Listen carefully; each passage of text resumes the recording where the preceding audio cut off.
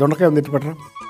చూసావా, ఇందాక మనం బారుగా కట్ చేసుకున్నాం కదా, ఇప్పుడేమో రౌండ్గా కట్ చేసుకున్నాం అనమాట. ఇంకో ప్లేట్ ఉంది పట్టరా అక్కడ. తర్వాత 2 చిన్న గిన్నెల్లో మెంతులును నువ్వులు పెట్టాను చూడు. దీనికి ఒక ప్యాన్ పెట్టు, పొయ్యి వెలిగించు.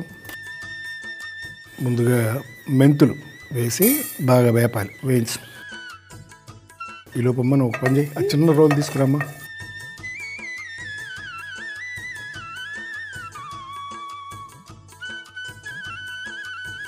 పొయ్యి ఆఫ్ చేసి ఇప్పుడు నువ్వులు కూడా ఇందులో వేసుకోవాలి.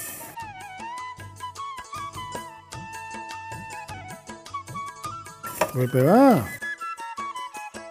అవి ఇప్పుడు ఆ రోల్లో వేయి. రోట్లో వేసి నువ్వు దంచమ్మా.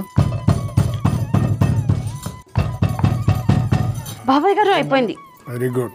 అబ్బాయి మూకుడు తీసేసి ఆ మూకుడు తీసుకొచ్చి పెట్టు. నూనె వేయి.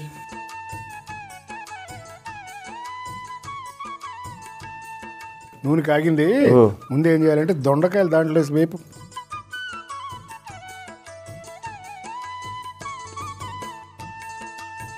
ఈ బాగా వేగిన తర్వాత అవి బయటికి తీసేసి ఆ మిగిలిన నూనెలోనే మనం తాలింపు కూడా వేసుకోవాలి. వేగింది తీసేయాలి. ప్లేట్ తీసుకో, ఆ ప్లేట్తో సహా తీసుకురా. తీసుకొచ్చి దాంట్లోకి ది. నూనె ఉన్న కొద్దిగా ఉంటే కూడా దిగిపోద్ది కిందకి.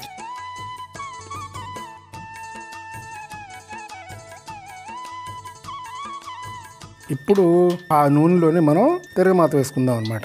ఆవాలు, జీలకర్ర,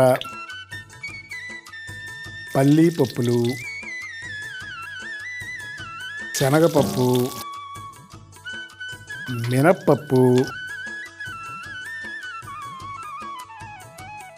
దోరగా వేపాలి, కొంచెం వేపు. ఇదిగో పచ్చిమిరపకాయలు, కాస్తంత పసుపు, తర్వాత కాస్త కరివేపాకు, దాని తర్వాత కొద్దిగా ఇంగువతో పాటు ఎండుమిరపకాయలు ఆఫ్ చేసి ఇందులో పొడి ఉంది కదా, ఇది కూడా అప్పుడు దాంట్లో వేసేయాలి.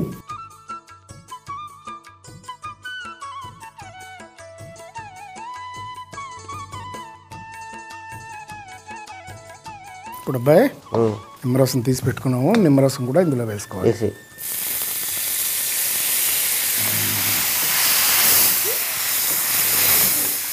బాయ్ ఉప్పు కొద్దిగా. ఇప్పుడు ఏం చేస్తామంటే అక్కడ అన్నం ఉడికించి పెట్టాను, అన్నం తీసుకొచ్చి అన్నం దీంట్లో వేసేయాలి.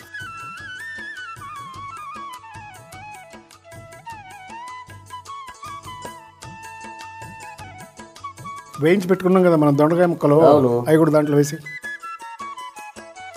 ఇప్పుడు చక్కగా అన్నం కలుపు, పులిహోర కలిపినట్టు.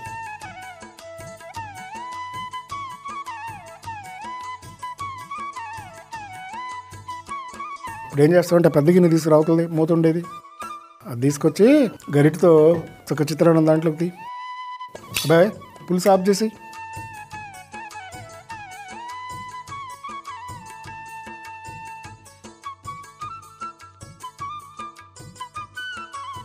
ఒక పాన్ పెట్టుకొని మెంతులు నువ్వులు వేసి వేయించి పొడి చేసుకోవాలి. తరువాత కడాయి పెట్టుకొని నూనె పోసి దొండకాయలు వేసి బాగా వేయించి తీసేయాలి. పల్లీలు, శనగపప్పు, మినపప్పు, పచ్చిమిర్చి, పసుపు, కరివేపాకు, ఇంగువ, ఎండుమిర్చి పొడి, నిమ్మరసం, ఉప్పు, అన్నం, వేయించిన దొండకాయలు వేసి కలుపుకుంటే దొండకాయ చిత్రాన్నం రెడీ.